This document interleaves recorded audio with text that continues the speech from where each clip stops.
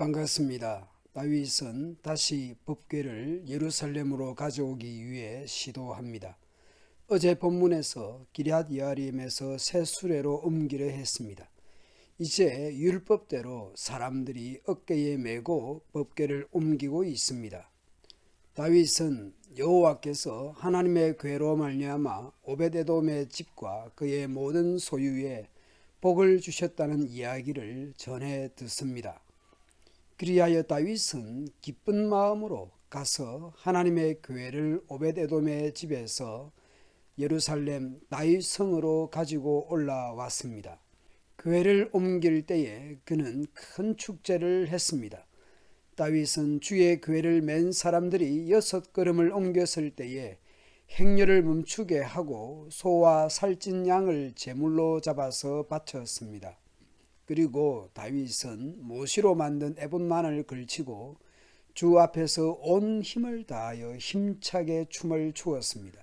다윗과 온 이스라엘 가문은 환호성을 올리고 나팔 소리가 우렁찬 가운데 주의 교회를 옮겨왔습니다.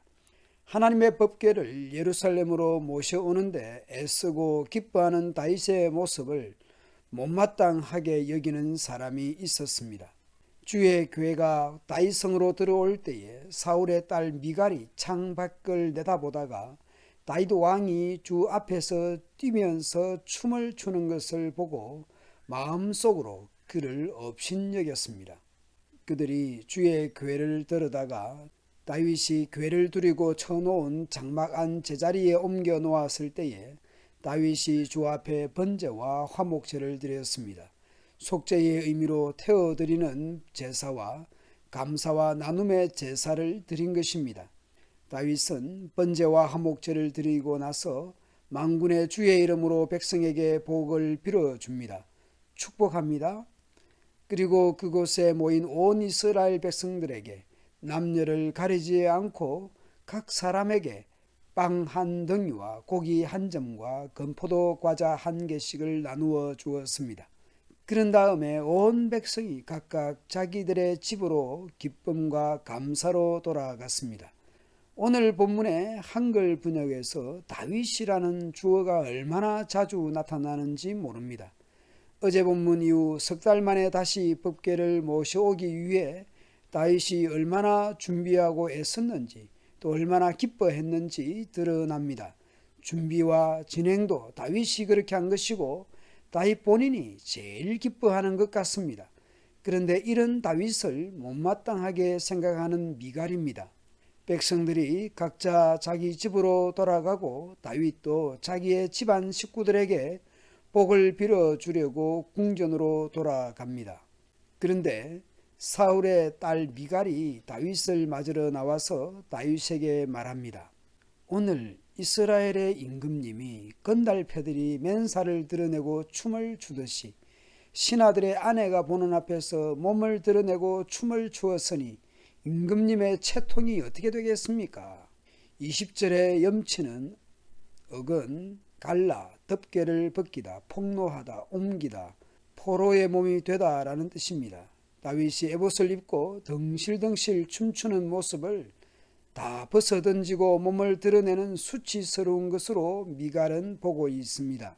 왕이자 남편이 하나님을 찬양하는 모습을 보고 업신여기다니 그렇더라도 그냥 마음에만 품고 있지 하나님께 온몸으로 찬양하고 기뻐하고 백성들을 축복하고 난 뒤에 가족들을 축복하려는 다윗에게 굳이 저런 말을 해야 했는지 생각은 했어도 말이라도 하지 말든지 누가 염치가 없는 것인지.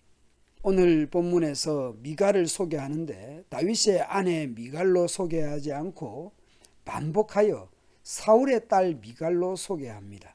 사울왕 통치 40년 동안 법궤를 찾거나 하나님을 잘 찾지 않았던 사울의 딸다운 모습으로 본 것일까요? 좋은 것은 물려받아야 하겠지만 부모의 자식이라도 좋지 않은 것은 본받거나 따라할 필요가 없습니다. 다윗이 미갈에게 대답합니다. 그래서 내가 주 앞에서 그렇게 춤을 추어서 사람들을 보라고 춘 춤이 아니라 주님 앞에서 하나님 앞에서 감사하고 기뻐하여 춤을 추었다고 고백합니다. 그 이유가 무엇입니까? 그렇게 뛰며 찬양하는 이유를 다윗은 설명합니다. 주께서는 그대의 아버지와 그의 온 집안이 있는데도 그들을 마다하시고 나를 뽑으셔서 주의 백성 이스라엘을 다스리도록 통치자로 세워주셨소. 그러니 나는 주를 찬양할 수밖에 없소. 나는 언제나 주 앞에서 기뻐하며 뛸 것이요. 내가 스스로를 보아도 천한 사람처럼 보이지만 주님을 찬양하는 일 때문이라면 이보다 더 낮아지고 싶소. 그래도 그대가 말한 그 여자들은 나를 더욱더 존경할 것이요. 이런 일 때문에 사울의 딸 미갈은 죽는 날까지 자식을 낳지 못하였습니다. 다윗이 미갈과 합방을 하지 않았거나 하나님이 미갈의 태를 열어주지 않았거나 한 것이겠죠. 어느 쪽이든지 심판인 셈입니다.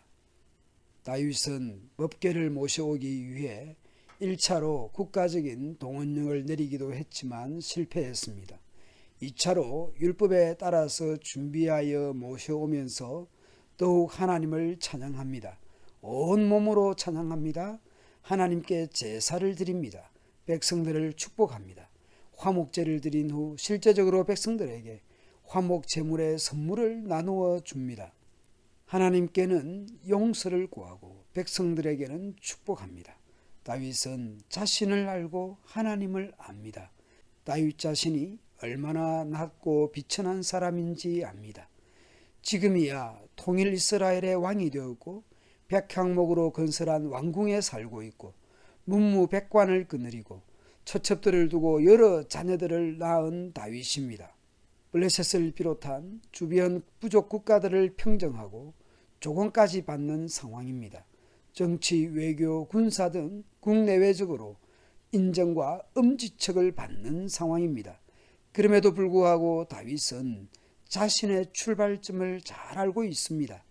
그리고 이 자리에 오기까지, 이런 수준에 이르기까지 다 하나님의 은혜라는 것을 다윗은 알고 있습니다. 그러니 하나님 앞과 사람 앞에서 하나님을 찬양하고 그 은혜를 기뻐하는 것에 대해 부끄러워할 것이 없습니다. 우리의 신앙 원리는 분명합니다. 하나님을 알아가면서 자신을 알아가고 자신을 돌아보면서 더욱 하나님을 찬양 경배하는 것입니다. 우리가 허물과 죄로 죽었던 자리에서 하나님의 은혜로 살림을 받고 구원받은 것을 알고 하나님을 본받아 모든 겸손과 온유와 사랑과 친절과 용서하며 살아가는 우리들이 되면 좋겠습니다. 감사합니다.